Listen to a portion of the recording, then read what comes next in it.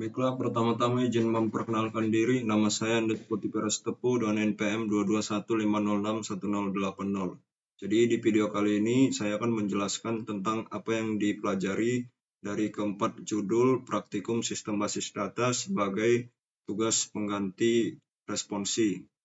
Yang pertama itu adalah IRD atau Entity Relationship Diagram. Ini adalah judul yang pertama. Pada judul yang pertama ini, yang dibahas itu yang pertama tentang basis data. Basis data itu sekumpulan tabel berelasi dan non-relasi yang berisikan data yang bisa diolah. Basis data disimpan ke dalam komputer, lalu menggunakan suatu program komputer agar bisa mendapatkan dan mengolah informasi yang diinginkan. Kemudian ada perangkat lunak yang digunakan untuk mengolah basis data dengan sebutan DBMS atau Database Management System. Itu contohnya seperti Microsoft SQL Server, Oracle, MySQL, dan juga Microsoft Access. Kemudian DBMS ini memiliki tipe datanya sendiri. Yang pertama itu ada variabel karakter, yaitu string dengan ukuran panjang karakter. Variabel maksimal itu sebesar size. Kemudian ada karakter, itu string dengan ukuran panjang karakter tetap sebesar size. Kemudian ada number, tipe data angka. Kemudian ada integer, tipe data bilangan bulat.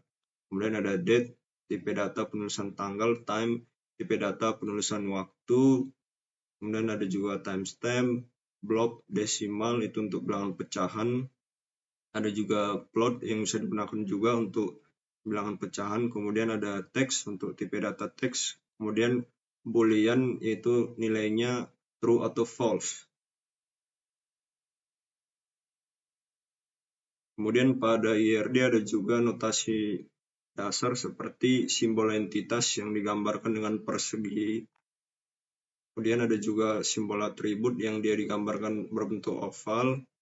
Simbol relasi yang digambarkan dengan bentuk jajar genjang, dan simbol garis penghubung yang digambarkan dengan garis.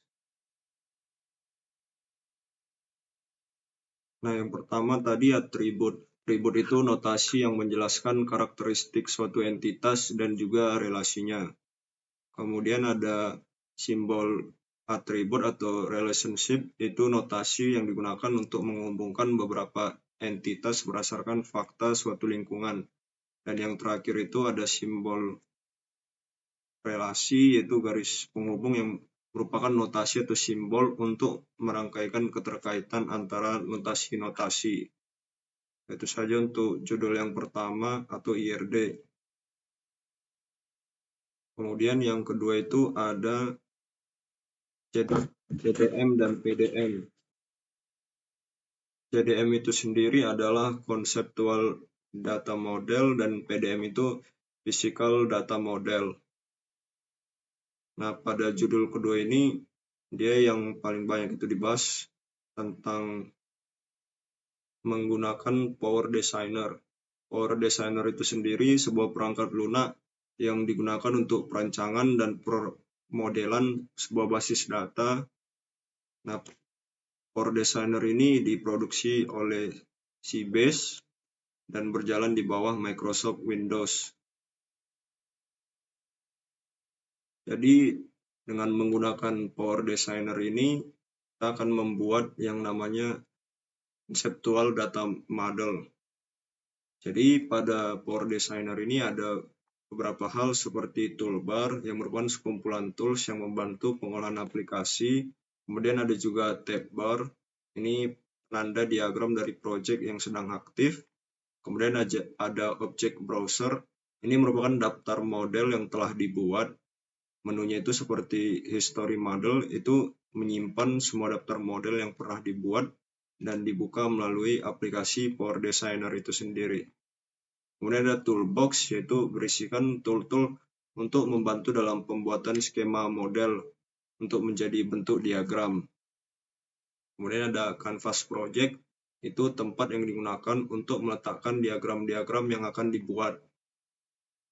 Nah, di sini CDM yang akan dibuat itu yaitu tentang Civitas Akademika, atau lebih tepatnya tentang perpustakaan, atau tentang peminjaman buku. Jadi saat pembuatan data modelnya itu ada beberapa persiapan. Yang pertama itu membuka aplikasi Power Designer, kemudian memilih menu file pada toolbar, lalu pilih new model untuk membuat model baru. Kemudian pada menu new model, pastikan kita itu sedang berada di kategoris, kemudian pilih information, lalu pilih lagi conceptual data. Kemudian pada model name itu isikan nama model dari CDM. Kemudian pilih menu tools pada toolbar dan pilih model option, di mana kita akan melakukan konfigurasi entitas. Kemudian pada menu model option, pastikan kita itu berada pada kategori model setting, selalu pilih notation, kemudian ganti dari Barker menjadi entity atau relationship. Kemudian buka kembali model option, lalu masuk ke kategori naming conversion, lalu pilih entity. Pilih tab kode, pada karakter case kita pilih lowercase. Kemudian dengan begitu kita sudah siap untuk membuat model CDM-nya. Baiklah, yang selanjutnya itu judul 3 yaitu SQL dasar. Pada judul ini yang akan dibuat itu adalah database-nya dengan menggunakan bahasa SQL. Jadi SQL itu sekumpulan perintah khusus yang digunakan untuk mengakses data dalam database relasional. SQL itu merupakan bahasa komputer yang mengikuti standar ANSI atau American National Standard Institute yang digunakan dalam manajemen database relasional. Dengan SQL ini kita bisa mengakses database, menjalankan query untuk mengambil data dari database, menambahkan data ke database, menghapus data, dan mengubah data di dalam database. Nah, kemudian ada 3 jenis perintah SQL, yaitu DDL, DML, dan DCL. Jadi DDL atau Data Definition Language itu perintah SQL yang berhubungan dengan pendefinisian suatu struktur database. Perintah SQL yang termasuk itu seperti create, alter, rename, dan juga drop. Kemudian ada DML atau Data Manipulation Language. Ini perintah SQL yang berhubungan dengan manipulasi atau pengolahan data atau record dalam table. Perintahnya yang termasuk itu ada select, insert, update, dan delete. Kemudian ada DCL atau Data Control Language. DCL merupakan perintah SQL yang berhubungan dengan pengaturan hak akses user, baik terhadap server, database, table, maupun field. Perintah SQL yang termasuk dalam DCL antara lain ada grant, kemudian ada revoke. Nah, jadi sebelum membuat database ini kita harus mempersiapkan query-nya terlebih dahulu. Tahapan-tahapannya itu adalah menjalankan service MySQL yang ada di XAMPP. Nah, di sini kita aktifkan dulu MySQL-nya, kemudian membuka CMD atau terminal, kemudian masuk ke penyimpanan direktorinya. Kemudian dari situ masukkan perintah mysql.exe -u username -p. Kemudian kita akan masuk ke dalam MySQL-nya. Jadi ada perintah-perintah dasar dalam SQL. Yang pertama itu show database yang digunakan untuk menampilkan database yang telah dibuat. Kemudian ada juga show tables yang digunakan untuk menampilkan daftar tabel dari database yang digunakan. Kemudian ada dex nama underscore table, ini digunakan untuk mendeskripsikan sebuah tabel pada database yang digunakan.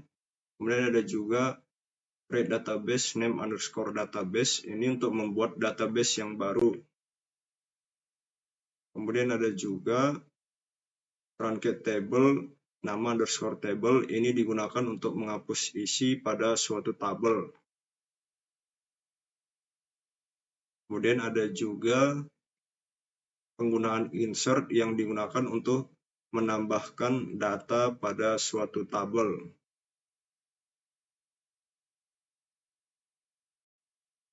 Kemudian untuk judul yang terakhir atau judul 4 SQL lanjut. Jadi di sini kita akan mempelajari query lanjutan dari SQL itu tadi. Nah, jadi pada judul ini yang dibahas itu query seperti fungsi himpunan, kemudian ada fungsi scalar, kemudian ada teknik join, full join. Ya. Nah, jadi untuk fungsi himpunan itu sendiri ada average yang digunakan untuk menampilkan nilai rata-rata, kemudian ada count untuk menampilkan jumlah baris, ada first untuk menampilkan nilai yang pertama, less fungsi untuk menampilkan nilai yang terakhir, max fungsi untuk menampilkan nilai terbesar, min fungsi menampilkan nilai terkecil, sum itu menampilkan jumlah nilai sintaksnya itu, jumlah nilai keseluruhannya itu, kemudian ada fungsi scalar. Ucase fungsi ini mengkonversi suatu field ke huruf besar, jadi dia mengubahnya ke huruf besar semua. Kemudian ada lcase atau lowercase, fungsinya mengkonversi ke huruf kecil, itu mengubah semuanya itu menjadi huruf kecil. Kemudian ada mid, fungsi mengekstrak karakter dari kolom teks. Ada round, ini digunakan untuk membulatkan angka. No itu menampilkan tanggal dan waktu pada sistemnya itu. Kemudian format, itu untuk mengubah tipe datanya atau bagaimana fieldnya itu mau ditampilkan. Kemudian ada teknik join. Jadi pada teknik join ini ada inner join, ini menampilkan semua baris rekor yang memiliki setidaknya satu nilai yang cocok di kedua tabel. Kemudian ada full join, ini memilih semua data dari tabel A dan tabel B, terlepas dari apakah kondisi joinnya itu terpenuhi atau tidak. Kemudian ada left join, ini memilih semua data dari tabel A bersama dengan rekor dari tabel B di mana kondisi joinnya itu terpenuhi. Dan yang terakhir itu ada right join, memilih semua data dari tabel B bersama dengan rekor dari tabel A di mana kondisi join terpenuhi. Jadi itu saja untuk video saya, sekian dan terima kasih.